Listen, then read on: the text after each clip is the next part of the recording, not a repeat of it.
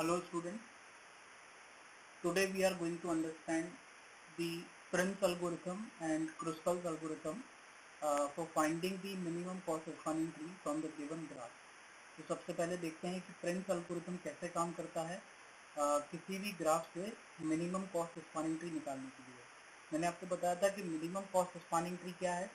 It is a spanning tree जो कि minimum cost हमें निकाल के दे, ठीक है, जिसमें मिनिमम कॉस्ट शो हो, ठीक है। तो आइए स्टार्ट करते हैं कि प्रिम्स एल्गोरिथम कैसे काम करता है। तो यहाँ पर मैंने आपको एक ग्राफ दिया हुआ है। इस ग्राफ में से हमें क्या करना है, minimum cost spanning tree find out करना है। तो एग्जाम में भी क्वेश्चन इसी तरह से आएगा कि आपको एक ग्राफ दिया जाएगा, उसमें एक सोर्स वर्टेक्स आपको दिया जाएगा और एक डेस्टिनेशन वर्टेक्स दिया जाएगा, और तो उसमें आपको क्या निकालना है, मिनिमम कॉस्ट स्पानिंग ट्री यहाँ पर निकालना है, ठीक है। हालांकि यहाँ पर डायरेक्शन नहीं है, it is a weighted undirected graph. यहाँ पर डायरेक्शन की ज़रूरत नहीं है। जैसे जैसे हम एजेस की वेट या कॉस्ट को कंपेयर करते जाएंगे और आगे आपका पाथ यहाँ पर डिक्लेयर होता जाएगा। तो आइए स्टार्ट करते हैं। तो यहाँ पर देखिएगा हम वर्टेक्स 1 से स्टार्ट कर रहे हैं। तो वर्टेक्स 1 से जो डायरेक्टली कनेक्टेड वर्टेक्स है वो है vertex number 6 and vertex number 2, ठीक है। 1 से 6 तक जाने के लिए हमारे पास एज है जिसकी कॉस्ट कितनी दी हुई है, यहाँ पे 10 दी हुई है, और वर्टेक्स 2 तक पहुंचने के लिए हमारे पास कॉस्ट कितनी है, 20 है। तो obviously 10 and 28 will be the parameter for the min function। यहाँ पर min फंक्शन काम करेगा, है ना। तो 10 और 28 min फंक्शन में एज आर्गुमेंट पास होंगे एल्गोरिथम के अंदर, और min फंक्शन इसमें से लीस्ट निकाल के देगा, मतलब मिनिमम यहाँ पर फाइंड आउट करके देगा, रिटर्न करेगा, दैट इज 10। तो यहाँ पर जो 1 से 2 तक की, 1 वर्टेक्स 2 तक की जो एज थी जिसका कॉस्ट 28 था, now this particular edge will be remove from the graph. तो अब हमारे पास क्या मिला पास, from 1 vertex to vertex number 6 with the cost 10, ठीक है। अब 6 से जो वर्टेक्स कनेक्टेड है वो है वर्टेक्स नंबर 5, ठीक है। एनी अदर वर्टेक्स जो भी है वो कनेक्टेड नहीं है। यहाँ पे 7 से भी कोई कनेक्टिविटी नहीं है, 2 से भी कोई कनेक्टिविटी नहीं है। यहाँ से केवल एक ही एज है हमारे पास जिसका कॉस्ट कितना है, 25 है। तो इसका कोई भी कंपैरिजन नहीं होगा।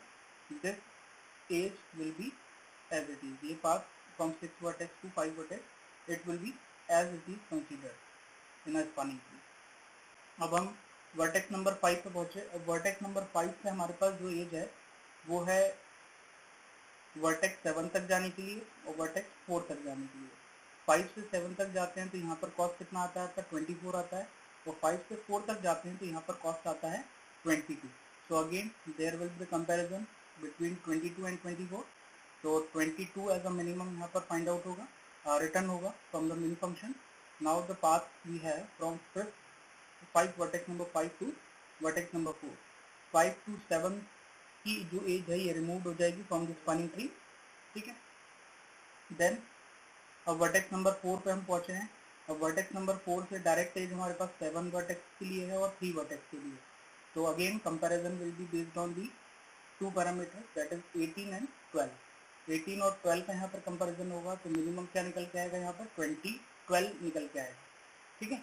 तो अब हमारे पास जो एज होगी वो 4 to 3 कंसीडर होगी, from vertex 4 to 3 with the cost 12, और वर्टेक्स 4 से 7 की जो एज है वो रिमूव हो जाएगी because 18 is maximum than 12, it is greater than 12। तो इसलिए 4 to 7 की ये जो एज है ये कंसीडर नहीं होगी मिनिमम स्पानिंग ट्री में, ठीक है।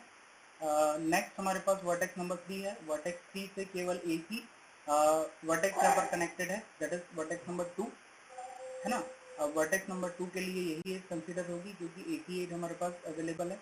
अब वर्टेक्स 2 पे हम पहुंचे। वर्टेक्स 2 से हम वर्टेक्स 1 तक भी जा सकते हैं, वर्टेक्स 7 तक भी जा सकते हैं, ठीक है। तो यहाँ पर अगेन 14 और 28 का कंपैरिजन होगा, जिसमें से 14 जो रहेगा वो मिनिमम रहेगा। तो जो एज है from vertex 2 to 7 it will B consider, ठीक है। और 1 से 2 की जो एज है जो हमने पहले ही इसको रिमूव कर दिया वो भी कंसीडर नहीं है, ठीक है। Now you can see the minimum cost spanning tree start from the vertex 1, then 6, then 5, then 4, then 3, then 2, then 4।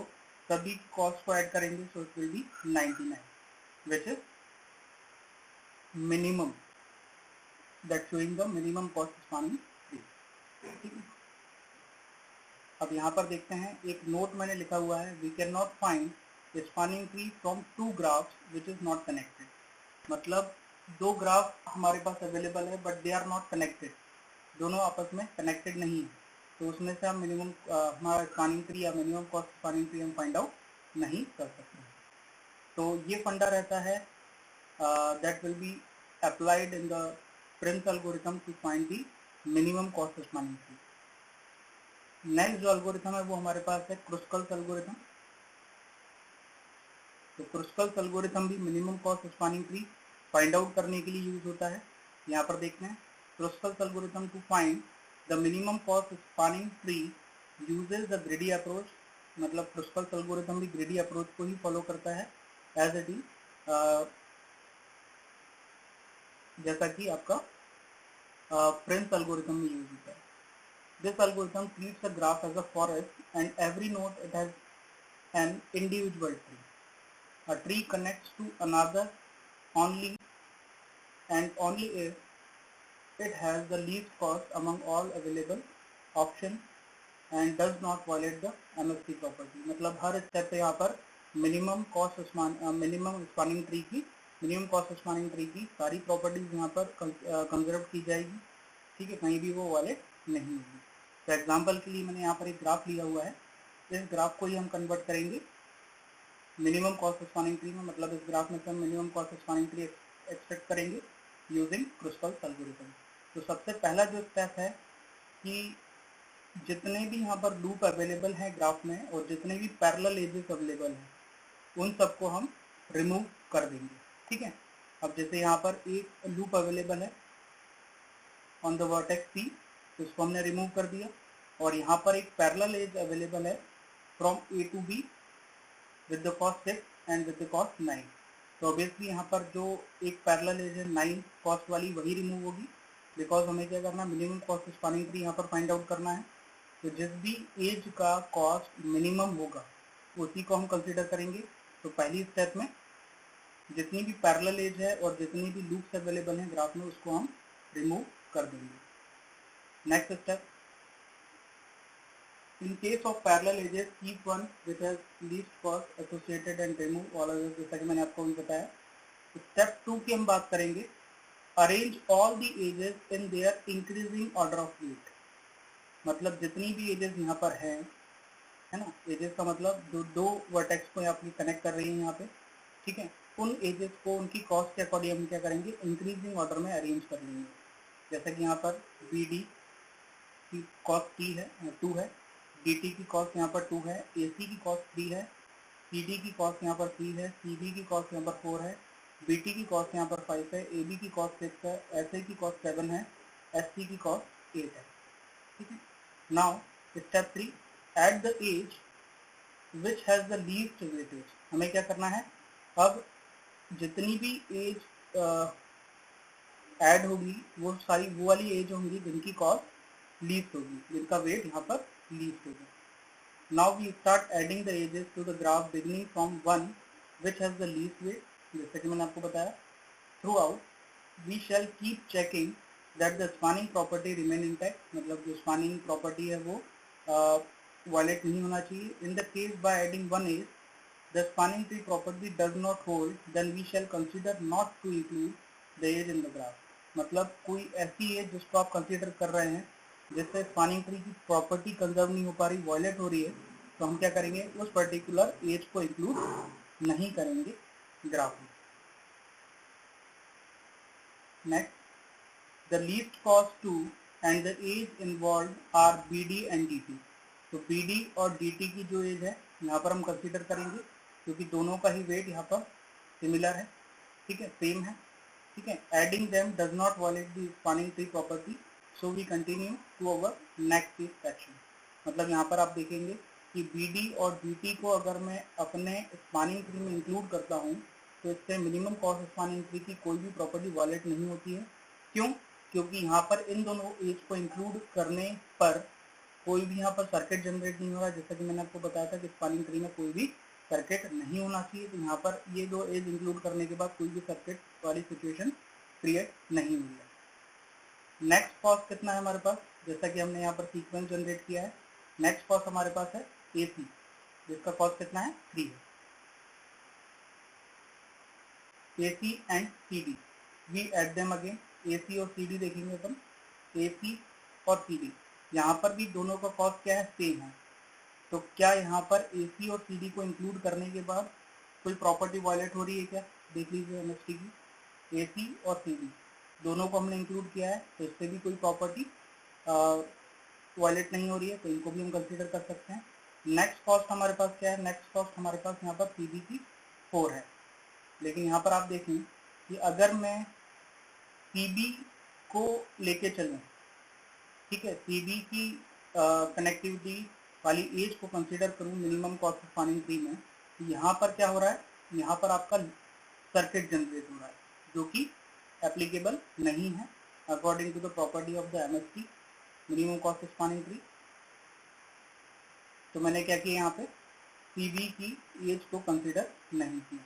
Next हमारे पास जो कॉस्ट है वो क्या है, 5 एंड 6, यहाँ पर 5 और 6 किसकी कॉस्ट है, तो 5 जो कॉस्ट है वो है BT की और 6 जो है वो है कॉस्ट AB की। तो AB और BT को क्या मैं इंक्लूड कर सकता हूँ क्या, अगर BT को हम इंक्लूड करते हैं तो अगेन यहाँ पर सर्किट हो जाएगा, क्योंकि DT और DB को हम इंक्लूड कर चुके हैं मिनिमम कॉस्ट स्पानिंग ट्री में, और इन दोनों के एग्जिस्टेंस पहले से ही है। और यहाँ पर अगर हम BT को इंक्लूड करेंगे तो यहाँ पर सर्किट जनरेट हो जाएगा जो कि मिनिमम कॉस्ट स्पानिंग ट्री के अकॉर्डिंग सही नहीं है ना, और ये आपके MST के रूल्स को ब्रेक करेगा। तो BT को भी हम इंक्लूड नहीं करेंगे। क्या AB को हम इंक्लूड कर सकते हैं क्या, नहीं कर सकते हैं, क्योंकि ऑलरेडी हम इन 3 एजेस को इंक्लूड कर चुके हैं, और अगर इसको भी इंक्लूड करते हैं तो यहाँ पर अगेन ये सर्किट फाउंड हो जाएगा जो कि वायलेट करेगा, ब्रेक डाउन करेगा आपके मिनिमम कॉस्ट स्पानिंग ट्री के रूल्स को, ठीक है। तो हमने इन दोनों ही एजेस को यहाँ पर कंसीडर नहीं किया।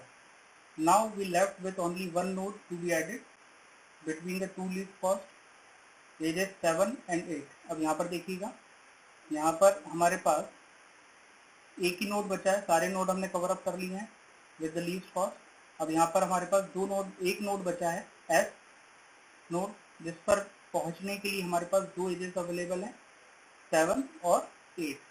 तो दोनों में से मिनिमम ही चूज की जाएगी, तो मिनिमम यहाँ से आएगी फ्रॉम A to S, ठीक है। So this is our final minimum cost spanning tree that shows the minimum cost.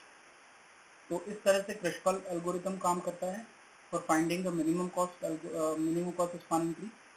तो इन दोनों पे ही आपको क्वेश्चन मिल सकता है RGBV के एग्जामिनेशन में। दोनों में से ऑब्वियसली दोनों में से एक ही एल्गोरिथम पूछा जाएगा आपको। इसमें आपको या तो हो सकता है कि कोई ग्राफ दे दिया गया हो और आपसे पूछा जाए कि what is the minimum cost spanning tree, है ना, इसको आप प्रिम्स एल्गोरिथम से निकालिए या क्रिस्कल्स एल्गोरिथम से निकालिए। या हो सकता है आपसे ऐसा ही पूछा जाए what is mean by Kruskal's algorithm, explain with suitable example, या प्रिम्स एल्गोरिथम क्या होता है, एक्सप्लेन करिए सुटेबल एग्जांपल। तो इस तरह से आपको इसमें फाइंड आउट करना है minimum cost spanning tree using Prim's algorithm and Kruskal's algorithm. I hope you understood the topic. बहुत इजी टॉपिक है और आप आसानी से इसमें मार्क्स गेन कर सकते हैं एग्जाम में इसको करके, ठीक है। तो अगर इससे रिलेटेड कोई भी इशू, कोई भी प्रॉब्लम है तो मुझे आप व्हाट्सअप कर सकते हैं या मुझे कॉल कर सकते हैं। Thank you students.